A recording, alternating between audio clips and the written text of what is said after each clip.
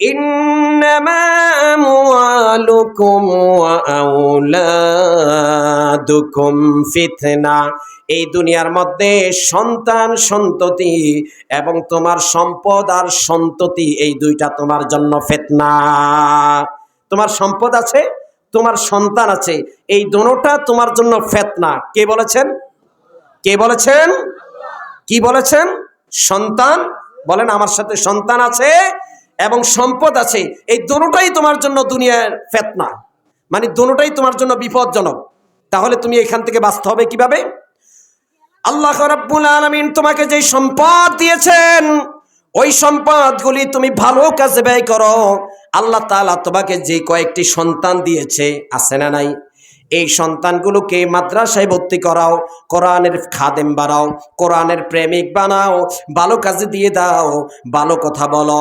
এই তোমার সন্তানগুলোকে ভালো পথে রাখো, চোর বানিও না, ডাকাত বানিও না, অসৎ পথে যেতে দিও না। এই কথা বলেছেন কে? যদি তোমার সম্পদগুলিকে ভালো পথে তুমি ব্যয় করতে পারো, তাহলে অবশ্যই তোমার জন্য এই সম্পদ কিয়ামতের দিন নাজাতের উসিলা, ঠিক কি না? আর তোমার সন্তান সন্ততিগুলোকে যদি ভালো পথে পরিচালিত করতে পারো, ভালো কাজে নিয়ে আসতে পারো, অবশ্যই এই সন্তান তুমি মারা যাওয়ার পরে তোমার জন্য দোয়া করবে, রব্বির হামহুমা। সবাই আমার সাথে বলুন, রব্বির হামহুমা কামা রব্বায়ানি সগীরা। যেহেতু এই সন্তানকে আপনি কোরআন শিক্ষা দিয়েছেন, আর এই সন্তান আপনার জন্য আল্লাহর কাছে দোয়া করবে, ও আল্লাহ, আমার পিতামাতা আমাকে এই কোরআনের খাদেম বানিয়েছে, আমাকে ছোট্টবেলায় যেভাবে লালিত পালিত করেছে আল্লাহ, ওই আমার পিতামাতা আজ আমাদেরকে ছেড়ে কবরে চলে গিয়েছে। রব্বুল আলামিন তুমি তাদেরকেও সেভাবে জান্নাতের ফুল বাগিচায় লালিত পালিত করো। আল্লাহু আকবার। আল্লাহ তাআলা এই জন্যই বলেছেন কোরআনে কারীমের সূরাতুন তাগাবুন 64 নম্বর অধ্যায়ে 15 নম্বর আয়াতে, সাবধান বান্দা সাবধান, সম্পদের প্রেমে তুমি পড়ো না। তুমি কোটি কোটি টাকার সম্পদ বানিয়েছ, কোটি কোটি টাকার সম্পদ তোমার আছে, তুমি চিন্তা করো এই সম্পদগুলো তোমার সন্তানে ভোগ করবে, এই জন্য তুমি তোমার এই মন থেকে এই সম্পদগুলোকে খুব ভালোবাসো, আছে না নাই? আর চিল্লে বলে আছে না নাই? তোমার এই সম্পদ যে তুমি ভালোবাসতেছো, এটা কি আল্লাহ দেখে কি দেখে না? আবার যেই সম্পদটা তুমি আল্লাহর দ্বীনের জন্য দিয়ে দিবে, ওই সম্পদটাও কি আল্লাহ দেখে কি দেখে না? যেই সন্তানকে তুমি দুনিয়ার জন্য ভালোবাসতেছো, এই সন্তান বড় হবে, তোমাকে খাওয়াবে, লালন পালন করবে, দুনিয়ার উদ্দেশ্যে যদি তুমি ভালোবাসো, এটা আল্লাহ দেখে কি দেখে না? আসতে বলেন, এটা আল্লাহ দেখেন। আবার যেই সন্তানটা এই দুনিয়া থেকে আলেম হবে, ভালো পথে থাকবে, কোরআন সুন্নাহ পড়বে এবং জীবন গড়বে, তুমি যদি পরকালের জন্য সন্তানটাকে যদি প্রস্তুতি করে নাও, এটাও আমার আল্লাহ জানে কি জানে না? আরো চিল্লে বলো, জানে কি জানে না? এই জন্য ভাইরা আমার, এই সন্তান সন্ততির পিছনে আমরা যারা পড়ে আছি, যারা মনে করছি একটু জায়গা করি, একটু সম্পদ করে নেই, সন্তান সন্ততি ভালোভাবে থাকবে, আমি একটু ভালোভাবে বসবাস করব, আপনার জীবনের এই আশা, এই পোষণ আছে না নাই? আর চিল্লে বলে আছে না নাই? আমরা তো এখানে সবাই চাই যে একটু জায়গা করি, একটু আমার সম্পদ একখানি থাকলে আরেকখানি বৃদ্ধি করি, আছে না? আছে, আছে।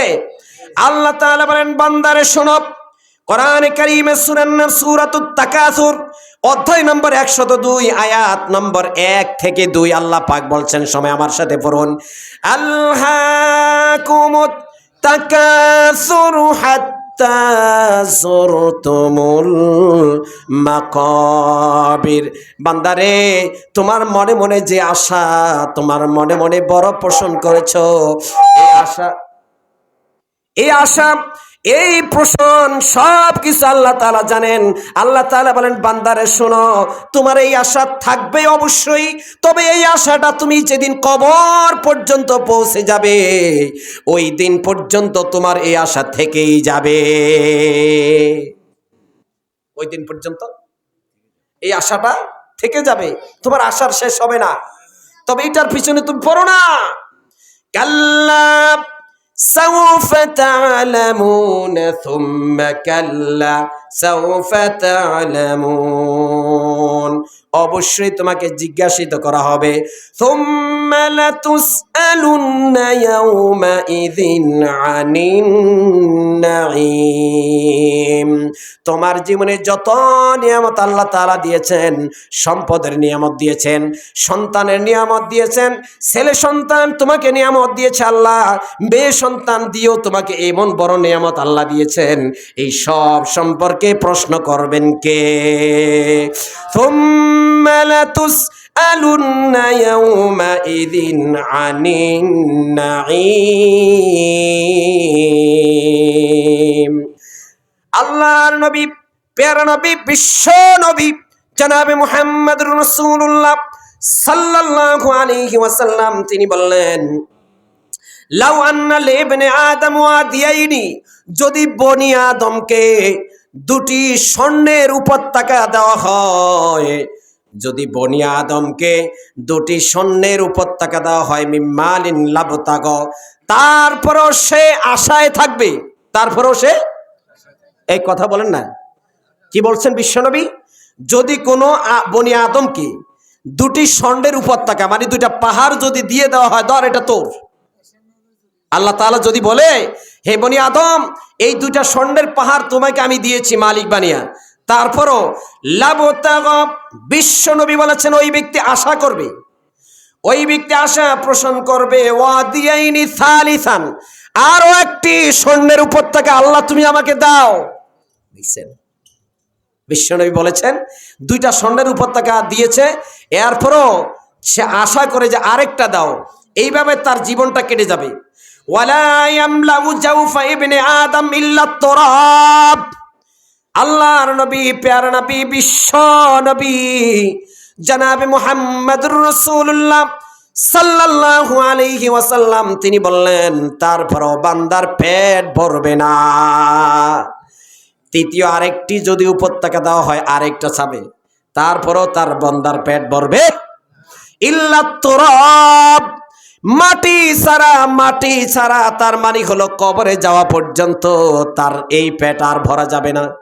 মাটি, তাকে মাটির ভিতরে যাওয়ার পরে তার পেট ভরবে, এর আগে তার আশা শেষ হবে না, এর আগে তার আশা শেষ হবে না।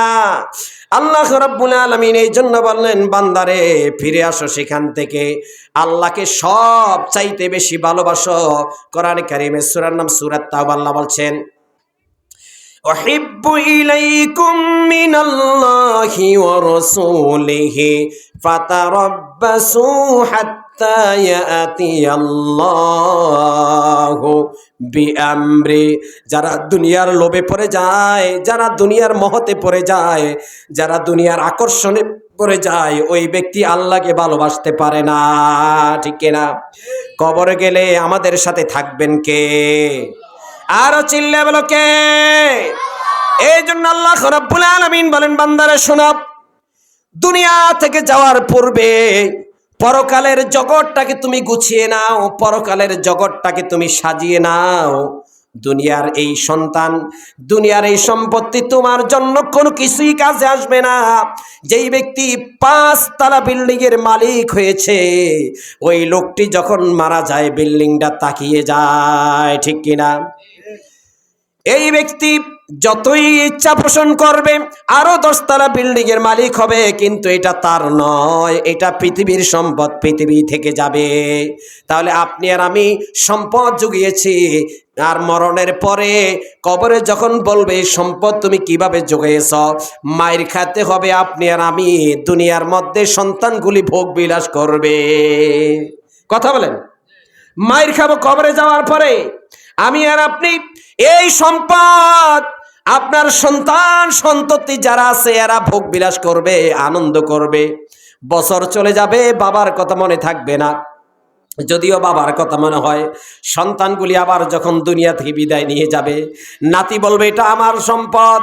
নাতি দুনিয়া থেকে বিদায় যাওয়ার পরে তার ছেলে সন্তানেরা আপনাকে আমাকে চিনবে, কথা বলেন না কেন? আপনাকে আমাকে তারা চিনবে না।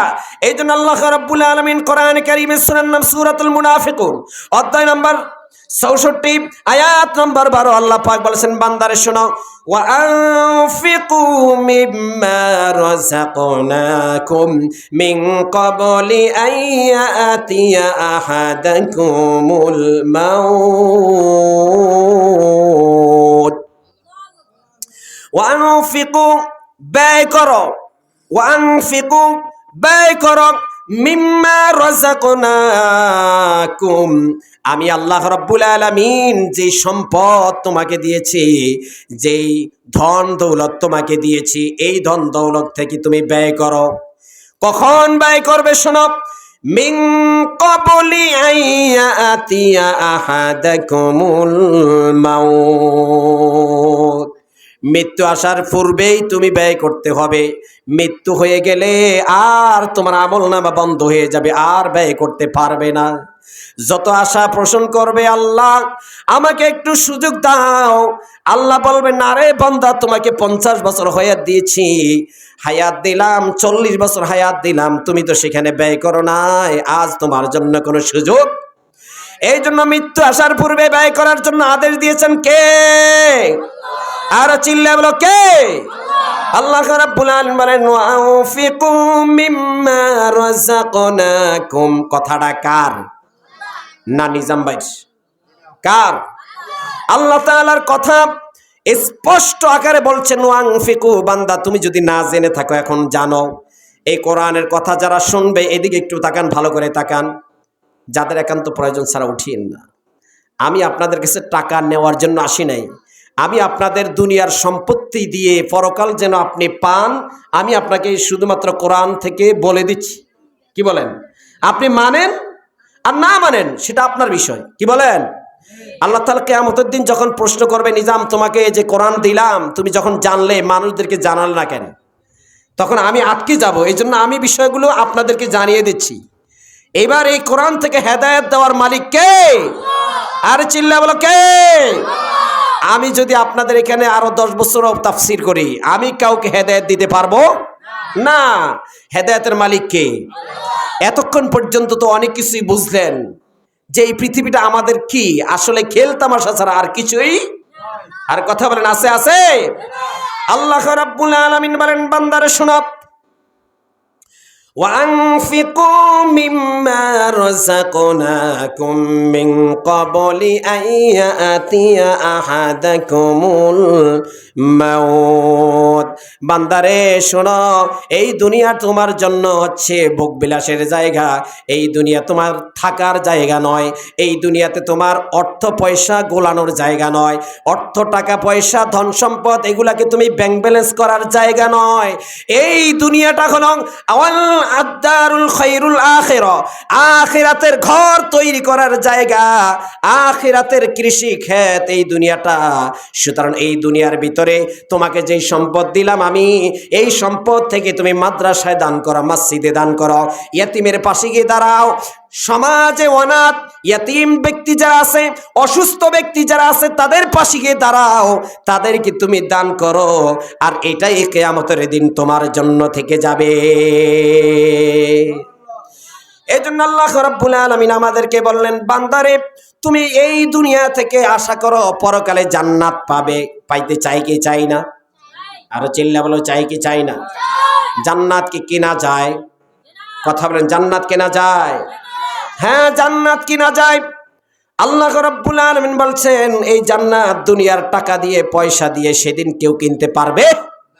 দুনিয়ার মধ্যে যেই ব্যক্তি, তাকে যেই রিজিক দিয়েছি, এই আয়াতের ব্যাখ্যা, এই আয়াতের তাফসীর 11 নম্বর আয়াতের তাফসীর সূরাতুল মুনাফিকুনের, যেই রিজিক তোমাকে দিয়েছি, আমি তোমাকে আদেশ দিচ্ছি, ওয়ানফিকু মিম্মা রাযাকনাকুম, আমি তোমাকে আদেশ দিচ্ছি, আমি তোমাকে বর্ণনা দিচ্ছি, মিন ক্বাবলি আইয়াতিয়া আহাদাকুমুল মাউত, যা কিছু ক্রয় করার জন্য জান্নাতটা তুমি দুনিয়া থেকেই ক্রয় করে নাও। আলহামদুলিল্লাহ বলেন, আর জোরে বলি আলহামদুলিল্লাহ। আমরা বললাম, আল্লাহ দুনিয়াতে তো আমরা ক্রয় করতে পারবো না, সেদিন আমরা টাকা পাবো না, পয়সা পাবো না, কিছুই পাবো না। সেদিন আমলের বিনিময়, জীবনের বিনিময়, সম্পদের বিনিময় আল্লাহ তাআলা ওয়াদা দিচ্ছেন। কোরআনে কারিমের সূরার নাম সূরাতুত তাওবা, অধ্যায় নাম্বার 9, আয়াত নাম্বার 111।